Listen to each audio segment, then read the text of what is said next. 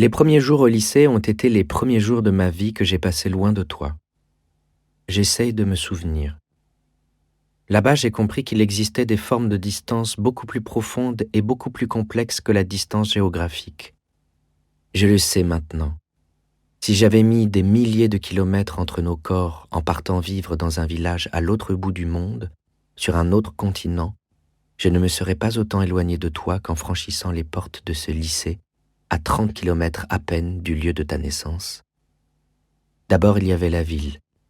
Tu ne voulais jamais y aller. Tu disais que les grandes villes étaient dangereuses à cause des étrangers, le mot que tu utilisais pour parler des Noirs et des Arabes, de toutes les personnes qui n'avaient pas la peau blanche, et à cause de ça, même si la ville n'était pas si lointaine, tu refusais d'y aller. On restait dans le village, sauf pour les quelques excursions au supermarché. J'avais grandi avec toi à la campagne sans presque jamais m'en éloigner, et quand je suis arrivé à Amiens, j'ai découvert la ville pour la première fois à 14 ans.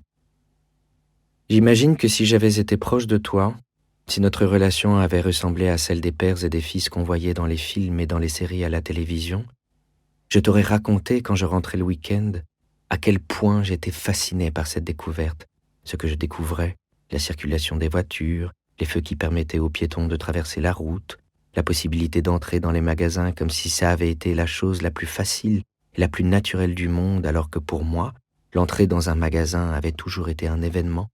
À quel point j'étais émerveillé, mais je ne disais rien. Surtout, je me suis rendu compte que je ne ressemblais pas aux autres au lycée. Ils n'avaient pas grandi dans le même monde que nous, et à travers eux, j'ai découvert, non pas mon appartenance de classe, puisqu'au fond, j'en avais toujours été conscient, mais plutôt ce que cette appartenance signifiait réellement, concrètement. Ils parlaient de théâtre, de cinéma dans les couloirs. Ils racontaient les voyages qu'ils avaient faits pendant les vacances. Je n'avais jamais voyagé à l'étranger. Je n'étais jamais allé au théâtre ou au cinéma.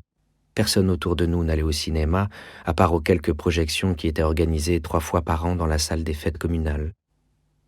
En les regardant, j'ai compris soudain que ma mère n'avait pas étudié, qu'elle écorchait les mots quand elle parlait, qu'en 14 ans de vie commune, je ne l'avais jamais vue tenir un livre dans ses mains. J'ai compris que se laver, toute la famille dans l'eau du même bain pour économiser l'eau, comme on l'avait fait quand j'étais petit, n'était pas une chose normale. Le dernier se lavait dans une eau marron et terreuse. Qu'au lycée où je venais d'arriver, personne n'avait jamais fait ces choses-là.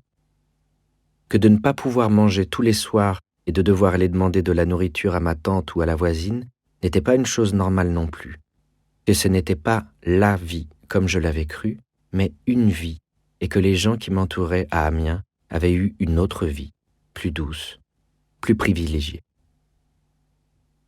J'ai compris que d'avoir regardé pendant toute mon enfance la télévision 7, 8 heures par jour m'inscrivait dans une histoire particulière, l'appartenance au monde des déshérités, des pauvres, de ce que les riches voient de l'extérieur comme des enfances perdus. J'ai compris que pour eux, étudier était aussi naturel que ne pas étudier pour nous. C'est seulement là, à Amiens, que je voyais tout ça. Il a fallu que je m'éloigne du passé pour le comprendre. Et si je voulais rédiger une autobiographie chronologique, alors il faudrait commencer d'abord par Amiens et ne raconter le village qu'ensuite, parce qu'il m'a fallu arriver au lycée pour vraiment voir mon enfance. Tous les détails, tout me séparait des autres, même les habits. Ils portaient des jeans, des polos, des pulls et des manteaux quand je portais des pantalons de jogging et des vestes de sport, parce que dans le village, ce type de vêtements était valorisé. Ils ressemblaient à ceux des chanteurs de rap à la télé. Ils apparaissaient comme des vêtements masculins, virils. Au lycée, plus rien de tout ça n'avait de valeur.